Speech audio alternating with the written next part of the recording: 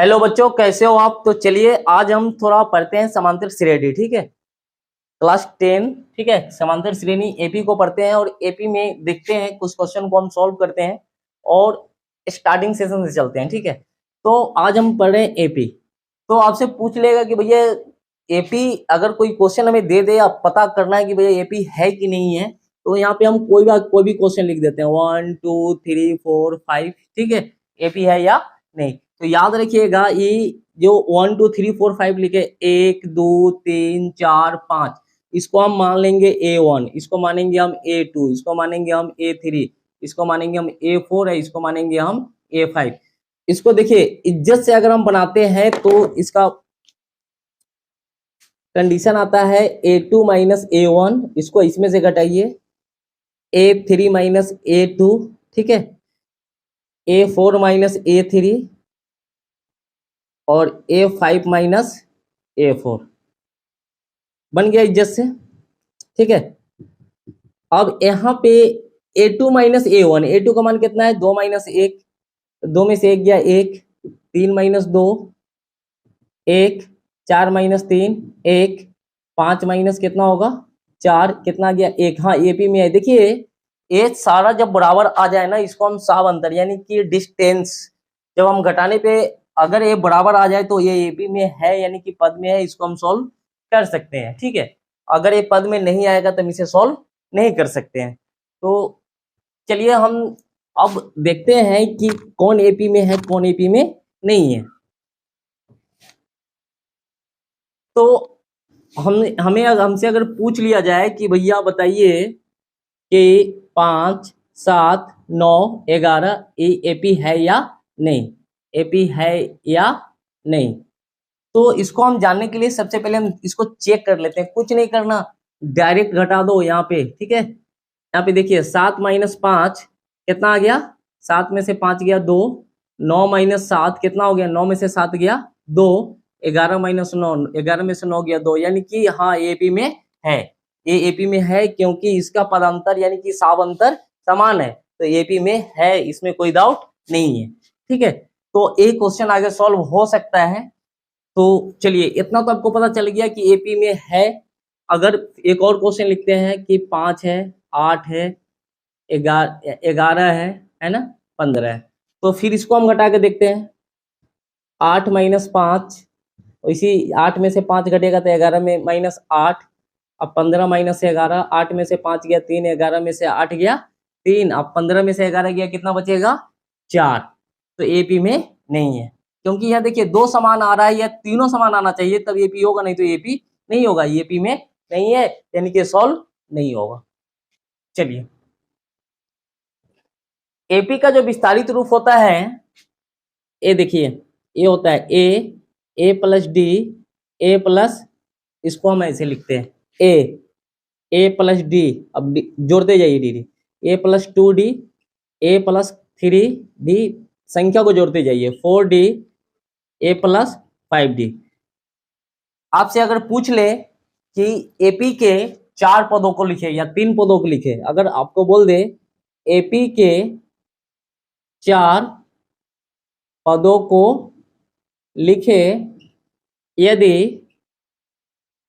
ए बराबर 10 है और डी बराबर 10 है। तो यहाँ पे दिया हुआ है कि एपी के 4 पदों को लिखे यदि ए बराबर 10 और डी बराबर 10। तो हमें देखिए 4 पद लिखना है 1 2 3 4, बस 1 2 3 4। तो ए फॉर्मूला को सीधा डाल दीजिए, 4 पद लिखना है तो a plus d a plus 2d और ए प्लस 3d। हमें कुछ करना नहीं है, यहाँ पे ए का मान 10 है, हो गया। उसके बाद डी का मान ए प्लस डी, दोनों को जोड़ दीजिए, 10 जोड़ 10, 10 10 कितना होगा 20। उसके बाद ए प्लस 2d ए प्लस 2d, तो ए का मान कितना है 10 और जोड़ 2 गुने डी का मान कितना है 10, कितना हो गया, तो 10 दूना 20 है 10 30, और ए प्लस 3d, तो ए का मान 10 और जोड़ यहाँ पे 2 है तो 3 गुने 10 30 है 10 40, यानी कि मेरा एपी बन गया 10 20 30 40। ठीक है, ये मेरा एपी हो गया। तो आप लिख सकते हैं ना, आप जितना चाहे उतना पद लिख सकते हैं। हमको 5 पद 6 पद बोलेगा तो बढ़ाते चले जाइएगा नीचे। ठीक है, जितना अब हमको 4 गो यहाँ बोला है तो हम 4 ही लिखे हैं, 1 2 3 4।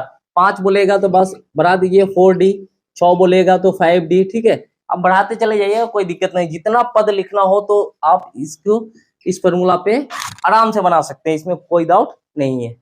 चलिए अब हम थोड़ा आगे देख लेते हैं इसके और सेशन को। अगर आपसे पूछ ले एपी है ना 2 4 6 8 है ना के प्रथम पद और है ना साव अंतर को लिखे, साव अंतर को लिखे। तो अब देख लीजिए एपी के प्रथम पद और साव अंतर को लिखे। तो सबसे पहले हमें जानना होगा कि एपी का फॉर्मूला जो होता है ए एन बराबर होता है, याद रखिएगा a plus n minus 1 equal to d. तो इसे हम प्रथम पद कहते हैं, ठीक है। क्या कहते हैं? प्रथम पद, इसको पद कहते हैं। डी को हम क्या कहते हैं? सावंतर। क्या बोलते हैं? सावंतर। तो ये सावंतर निकलता कैसे है, तो इस चीज को हम थोड़ा समझते हैं। तो 2 4 6 8 ए देखिए, ए मेरा हो गया A1, ए मेरा हो गया A2, ए मेरा हो गया A3, ए मेरा हो गया A4, ठीक है। आप लिख सकते हैं, ठीक है। मैथ बनाने की चीज है भाई, ये नहीं भी लिखिएगा तो चलेगा, कोई दिक्कत नहीं है। तो हम यहाँ पे डायरेक्ट लिख सकते हैं कि प्रथम पद ए बराबर कितना है, प्रथम पद को ए से डिनोट करते हैं, तो ए पहला जो होता है तो इसे प्रथम पद, इसको साव अंतर, इसको हम पदांतर भी कहते हैं, ठीक है। साव अंतर जिसको हम डी से डिनोट करते हैं, तो याद रखिएगा ए साव अंतर डी बराबर क्या होता है? A2 माइनस A1 फॉर्मूला आता है, ठीक है। A2 माइनस A1 यानी कि 4 में से 2 गया 2, यानी कि हमें क्या करना है ना कि इसमें से इसको घटा देना है। तो 4 माइनस 2 कितना आ गया? 2। तो निकल गया एपी के प्रथम पद और, ठीक है, प्रथम पद 2 आया, सावंतर भी 2 आया। तो उसी तरीके से अगर आपसे कोई क्वेश्चन और पूछ ले कि 3 6 9 12 में प्रथम पद और सावंतर लिखे, सावंतर लिखे, ठीक है। तो चलिए तो अब तो लिख सकते हैं आराम से। प्रथम पद ए को कहते हैं, ए बराबर कितना हो गया? 3। और सावंतर डी को कहते हैं, तो डी 6 माइनस 3, तो 6 में से 3 गया 3, बन गया। तो इतना तो आप कर सकते हैं आराम से, तो कोई बड़ी चीज है नहीं। तो प्रथम पद और सावंतर, तो इसको हम क्या कहते हैं? प्रथम पद, और इसको हम बोलते हैं साव अंतर। तो चलिए इतना तो आप आराम से कर लीजिएगा। चलिए एक और क्वेश्चन से हम समझ लेते हैं। ए बराबर 2, डी बराबर 2, एन बराबर 20 आ जाए, तो याद रखिएगा हमें पता है कि इसमें ए एन बराबर वाट, यानी कि ए एन निकालना है। तो हमें पता है कि ए एन का फॉर्मूला क्या होता है, तो ए एन बराबर होता है a plus n minus 1 equal to d. तो हमें कुछ नहीं करना है कि ए के जगह पे ए का मान 2 है, और एन का मान कितना है? 20 माइनस 1, और डी का मान 2 है ना। तो 2 जोड़ 20 में से 1 गया, तो 19 गुने 2 हो गया। तो 2 जोड़ 19 दूना 38, 38 है 2 40, बन गया। ए और डी का मान दिया हुआ है, एन का मान दिया हुआ है, तो इसी प्रकार हो सकता है कभी तो आपको डी का मान ना दे, ठीक है, डी का मान ही ना दे, तो हम डी का मान निकाल सकते हैं।